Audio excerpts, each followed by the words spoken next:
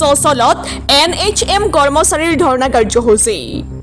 NHMৰ এই ধৰ্ণা কাৰ্যসূচীত অসমৰ বিভিন্ন জিলাৰ পৰা হাজাৰৰো অধিক কৰ্মচাৰী আহি নিয়োজিত হয়। চৰকাৰী স্বাস্থ্য কৰ্মচাৰীৰ দৰে সম দৰমহা পোৱাৰ দাবীত এই প্ৰতিবাদী কাৰ্যসূচী ৰূপায়ণ কৰা হয়। ডিচিপি মৃণাল ডেকাই এই প্ৰতিবাদস্থলীত গৈ উক্ত ঘটনাৰ বুজ লয়। আমি পুনৰবাৰ জনাইছো এই মুহূৰ্তত সচলত NHM কৰ্মচাৰীৰ ধৰ্ণা কাৰ্যসূচী। NHMৰ এই ধৰ্ণা কাৰ্যসূচীত অসমৰ বিভিন্ন জিলাৰ পৰা হাজাৰৰো অধিক কৰ্মচাৰী আহি নিয়োজিত হয়।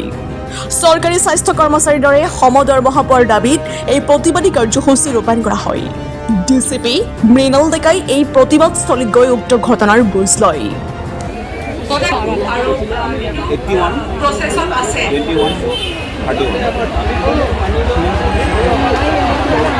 হয়, আমি ধন্যবাদ জ্ঞাপন কৰিছোঁ আমাৰ স্বচ্ছতা আন্দোলনক আজি আপোনালোক অহাৰ কাৰণে। আমাৰ মেছেজবিলাক, আমাৰ যিখিনি ডিমাণ্ডছ আছে, চাৰ্টাৰ অফ ডিমাণ্ডছ, সেইখিনি কনভে কৰি আপোনালোকে চৰকাৰ বিভাগ, আমাৰ বিভাগীয় কৰ্তৃপক্ষক জনাব। গতিকে তাৰ কাৰণে আমি ধন্যবাদ জ্ঞাপন কৰিছোঁ। আমাৰ আজি এই স্বচ্ছলত সমবেত হোৱাৰ মূল উদ্দেশ্য এনেধৰণৰ, মই কৈছোঁ যে আমি বহু দিনৰ পৰা যোৱা 2 দশক ধৰি আমি কাম কৰি আহিছোঁ, কিন্তু আমাক কন্ট্ৰেকচুৱেল হিচাপে খটুৱাই আছে। আমাক equal pay for equal work দিয়া নাই, যিটো সুপ্ৰিম কোৰ্টৰ ভাৰ্ডিক্ট অলৰেডি আছে যে সমকামৰ সমমৰ্যাদা আৰু সমমজুৰি দিব লাগে, সেইটো আমি পোৱা নাই। 1 নম্বৰ। 2 নম্বৰ হ'ল আমাৰ নিয়মীয়া কৰ্মচাৰী যিখিনি আছে ৰাজ্যৰ স্বাস্থ্য বিভাগত বা অন্যান্য বিভাগত যিখিনি বেনিফিটছ পাই আছে, ফৰ এক্সাম্পল আপুনি ডেথ বেনিফিটটো ক'ব পাৰে। ডেথ বেনিফিটটো সিহঁতে নিয়মীয়া কৰ্মচাৰী পাই আছে। এজন কৰ্মচাৰী ঢুকোৱাৰ পিছত মৃত্যুৰ মানে বয়সলৈকে 60 বছৰ বয়সলৈকে পৰিয়ালৰ মানুহ এজনে দৰমহাটো পাই আছে। আমি চিমিলাৰ বেনিফিট আমি NHMতো বিচাৰি আছোঁ। তাৰপিছত আহিল আমাৰ গ্ৰেচুইটি। গ্ৰেচুইটিটো আপুনি চাব 2021 চনত গেজেট নটিফিকেশ্যন ওলাইছিলে, তাতে ধুনীয়াকৈ মেনশ্যন কৰা আছে আমাক গ্ৰেচুইটি প্ৰদান কৰিব লাগে, কিন্তু আজি কুমতি হৈ নুঠিল, গ্ৰেচুইটিটো দিব আমাক নিদিলে। তাৰপিছত চাওক, আমি কণ্ট্ৰেকচুৱেল এমপ্লয়ী হওঁ, আমাৰ কোনো পেঞ্চন দিয়া নাই, মানে পেঞ্চন স্কিম নাই। আমি বিচাৰিছোঁ আজি এই মজিয়াৰ পৰা, বাৰে কৈ আহিছোঁ, আজি এই মজিয়াৰ পৰা আকৌ কৈ আছোঁ যে আমাক NPS বা UPSৰ আওতাত আনিব লাগে আমাৰ NHMৰ যিমান কৰ্মচাৰী আছে। তাৰপিছত আহিল আমাৰ ছ'চিয়েল ছিকিউৰিটি। ছ'চিয়েল ছিকিউৰিটি একোৱেই নাই আমাৰ।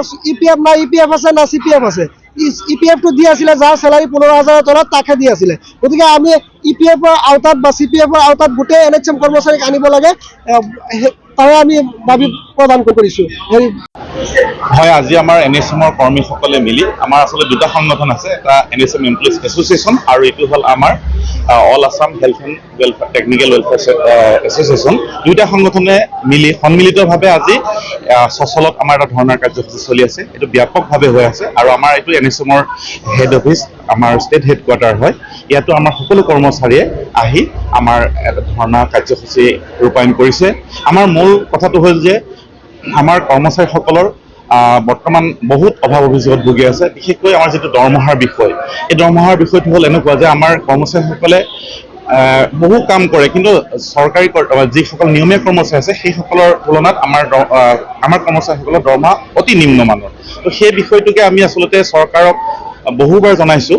আমি বিভাগীয়ভাৱে জনাইছোঁ, আমি মন্ত্ৰী মহোদয়ক জনাইছোঁ, আমি মুখ্যমন্ত্ৰী মহোদয়কো জনাইছোঁ, কিন্তু আজি প্ৰতি সেই কথাটো আমাৰ হৈ উঠা নাই। আমাৰ মূল দাবী হৈছে সমকামৰ সমদৰমহা আৰু যিবিলাক আমাৰ ছ'চিয়েল ছিকিউৰিটি স্কিম আছে, EPFৰ পৰা আদি কৰি পেঞ্চন স্কিমলৈকে যিমানখিনি স্কিম দিব পাৰে আমি দিয়াৰ কাৰণে তেখেতক আহ্বান জনাইছোঁ। আৰু কৰ্ম অৱস্থাত যদি কোনো আমাৰ NHMৰ কৰ্মচাৰী মৃত্যুমুখত পৰে, তেওঁৰ পৰিয়ালটো আমাৰ সুৰক্ষা দিবৰ কাৰণে তেখেতক 60 বছৰ বয়সলৈকে যাতে তেখেতৰ পৰিয়ালটোক দৰমহা আদায় দি থাকে, সম্পূৰ্ণ দৰমহা। আৰু এই দৰমহা আমাৰ সম্পূৰ্ণ দৰমহা গাঁথনি ভিত্তিত হ'ব লাগে আৰু নিয়মীয়া কৰ্মচাৰী যেনে হাৰত দৰমহা হৈ আছে, আমি সেইটোৱে আচলতে আমি কামনা কৰোঁ। আৰু আমাৰ কাৰ্যসূচীৰ ভিতৰত আছে আজি প্ৰথম কাৰ্যসূচী আচলতে স্বচ্ছলত ধৰ্ণা।